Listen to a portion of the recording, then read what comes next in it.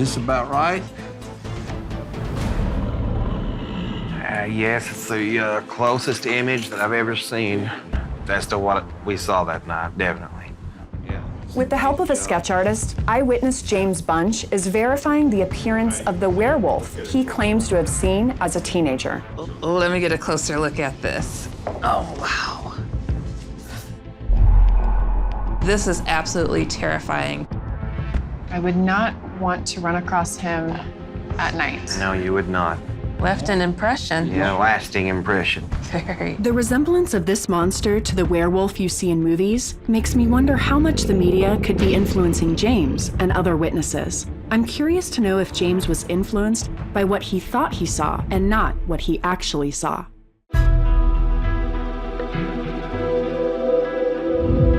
Professor, thank you so much for being here with us. Toke Thompson is an anthropologist from USC, and he's agreed to come talk to us today about the folklore and mythology of werewolves. So these are some very, very ancient stories, been around in various forms for a long, long time, going back through Europe, through various strands, the Nordic strand, all the way back to Greek mythology. You have other strands in different cultures around the world. So Native Americans had many, many shapeshifter tales, which included wolves. So what you see at this point in the world is, as we're globalizing, that some of these different strands are actually coming together to form some of our modern ideas of werewolves. How does the lore of werewolves persist over thousands of years when we've never found any sort of physical evidence to prove their existence? So we in Western culture believed in many things over thousands of years for which there is no physical existence. The human soul, for example, which goes into this question of werewolves. There's something specific about our relationship with dogs and wolves that makes this slippage particularly possible, perhaps. Werewolves are particularly interesting because you have this idea that a human turns into a werewolf under certain circumstances or at a certain point in the night. And then you have this idea that a dog man is this sort of hybrid creature that lives in the forest that exists on that plane. Yes, that's a very interesting separation because, of course, dogs and wolves are biologically one species, but culturally speaking, they're two very, very separate creatures, right? Our idea of the wolf is informed by European traditions of the big bad wolf, whereas most of the stories of the dogmen, it's very often of a medical experiment gone wrong. I've heard those explanations a lot that seem to suggest that this is more sort of a permanent mixture. Now, how about more local and modern references within the United States? Do you have an example? The Land Between the Lakes tradition in eastern Kentucky, where we have historical records of this, and then even today. I think it was about 3 weeks ago, I got an email from a lady whose husband had been camping in these woods, had seen something, described it as a werewolf, and was so upset by it and kept pestering his wife about it that eventually his wife contacted me. It's like, have you ever heard anything about this before? These testimonials from Toke also make me question if werewolves are a wider problem in North America than we originally believed. What people see and what they experience, that's what we know as folklorists. What we don't know is what was actually there. It was interesting that Toke was telling us that he recently received that email from someone in Kentucky. Yeah, and I actually know a guy in Kentucky who has dedicated his life to the whole topic of werewolves and dogmen, and he has physical evidence he'd like to share with us. Really? Yeah. Kentucky is 48% forest land and would be the ideal habitat if a dogman exists. Tonight, we are going hunting for him in his own backyard. Heidi has arranged for us to meet with former police officer Jody Cook, one of the most active dogman investigators in the world. Jody not only claims he has evidence of a dogman, but is an experienced tracker. He's gonna show us what's out here in the woods, and hopefully we catch a dogman. We've been doing field research on the dogman phenomenon since 2006. So we've been getting a lot of reports coming in. This is a national phenomenon. You have a lot of equipment here. Can you kind of briefly take us through this? We have night vision, we have trail cams. We will either bait the trail cam area or we will use pheromones. One of the pheromones we use is female wolf urine, because right now at this time of the season, it's mating season. And do you have anything that you found in the field that you can show us? Yes, this particular cast here that we got, that was one of our largest casts. This is huge. I wouldn't want to come across anything that big. Are these actual Dogman castings? We don't know. Do you mind if we borrow these and have these looked at? Go ahead.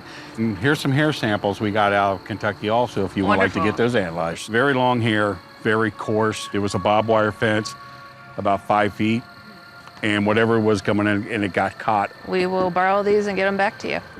Some other evidence we have are some recordings.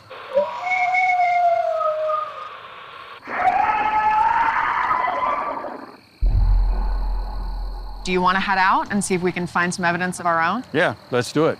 This is what I live for. You guys ready? Ready? You scared? You should be.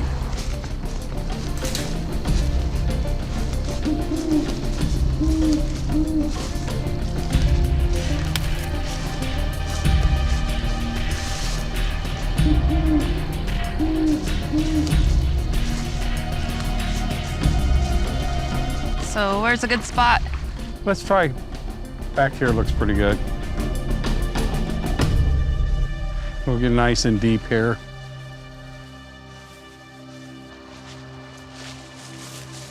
This is a good spot. I'll go ahead and set the trail cam up. You guys can go ahead and put the pheromones and the wolf urine in the area. We're gonna try to draw it in. Hopefully we get some evidence tonight. All right, let's get it done. Okay. Now it has a strong, potent smell to it. Oh, Lord. Okay, and go ahead and put it on one of the branches over there. Just go ahead and pour along the ground. Okay. Now that we can't be everywhere at one time, this is basically an extra set of eyes that's picking up a video for us. We'll go ahead and move back a little bit further into the woods and see if we get anything.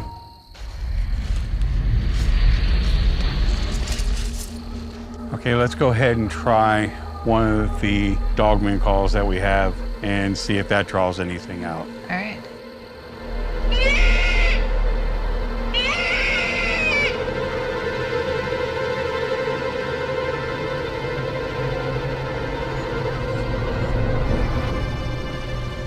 Dogman, as a canine, his body temperature would be a little bit higher than what a human would be. Okay, we got a heat signature right there. Yeah, we do. Isn't that right where we put that wolf urine? Dogman, we know that that scent is from a female. You know. Did you hear that back there? Yeah, I back did. there. What was that?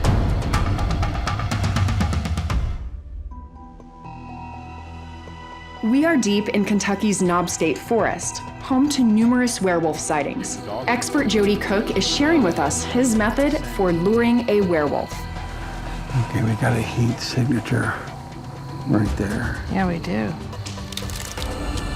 Did you hear that back there? Yeah, I back did. there. What was that? Yeah, it sounded like a tree branch broke. That had to be something big. You think it's scoping us out? Dogman is an apex predator.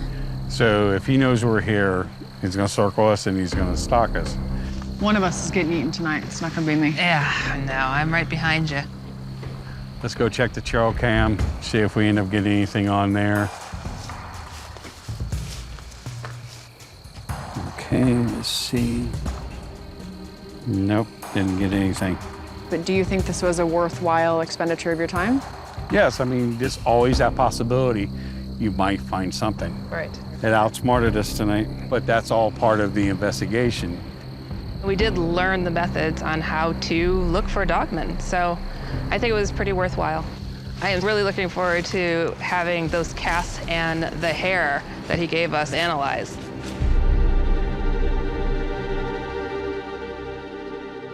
Not only did our hunt come up empty-handed, but I've hit even more dead ends while looking for someone to explain the redacted reports.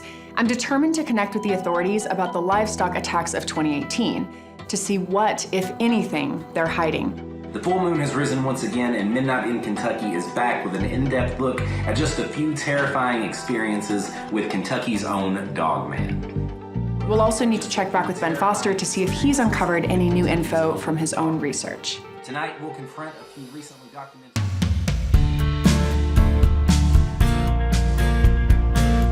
I thought it was really important that we got the specimens that Jody gave us analyzed, so we've come to a taxidermist. This is the baby I really want you to have a good look at.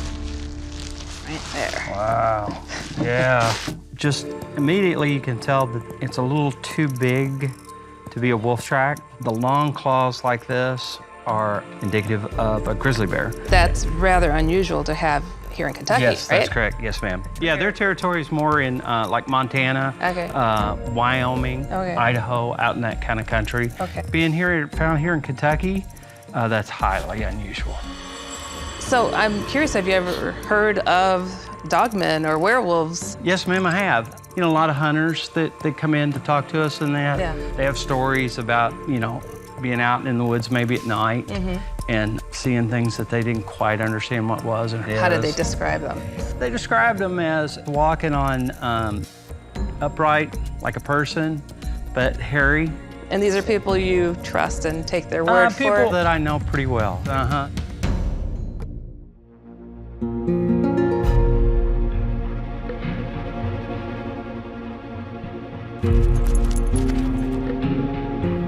Dr. Lee Katz earned his doctorate in biology from the University of Kentucky and has agreed to talk to me about the livestock attacks and alleged werewolf sightings in Kentucky.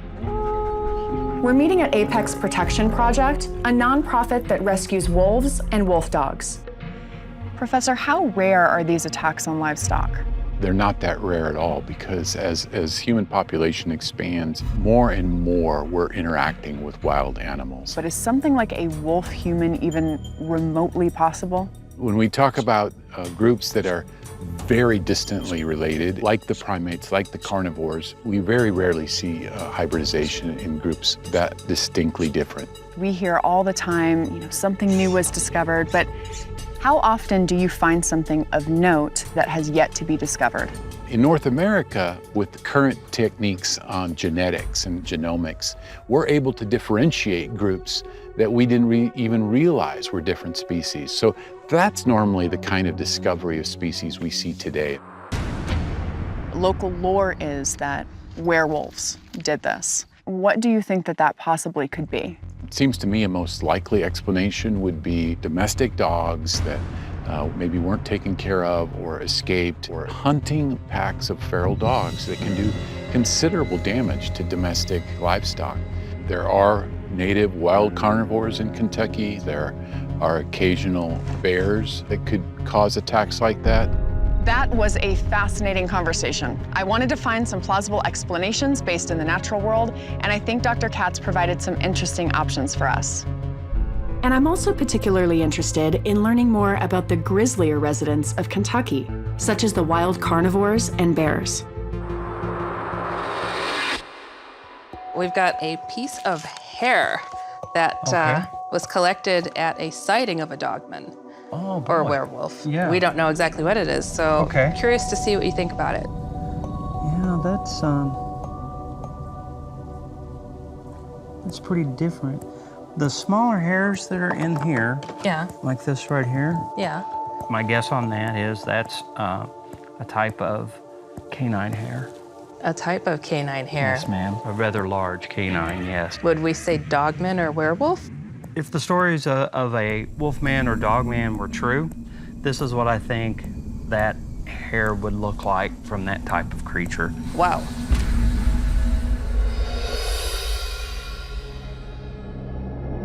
I'd like to get your opinion about an audio file someone sent me. Okay.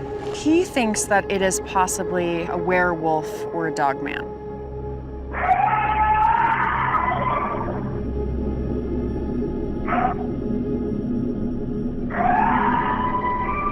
Yeah, that's very likely a wild canid, a coyote, or a fox. Does that sound unusual to you in any way? No, it doesn't. If you're outside at night a lot, it's not uncommon to hear that kind of sound. A few years back, there was a bear that was captured on photo and video walking upright. Is that ever possible in the canine world where they would become bipedal for extended amounts of time? Canids don't have that kind of balance for the most part on their back legs, unless it's looking at possible danger or possible prey. Are there any diseases or conditions that could make an animal unrecognizable in a certain light? Carnivores go through various stages of shedding, and they can look very different in the winter than they can in the spring or summer. So for instance, even a black bear, which is known to rear up on its hind legs, if it has a condition, a disease maybe, or a disease of the fur, mange changes the way the animal looks, changes the way the musculature looks on its chest. Someone who's frightened could generate a theory, a hypothesis that would be unusual, maybe even werewolf-like. If the Kentucky werewolf is real, I wonder whether it might be an atypical breed of canine which hasn't yet been recognized by science. Or maybe it is a flesh and blood creature, such as a bear.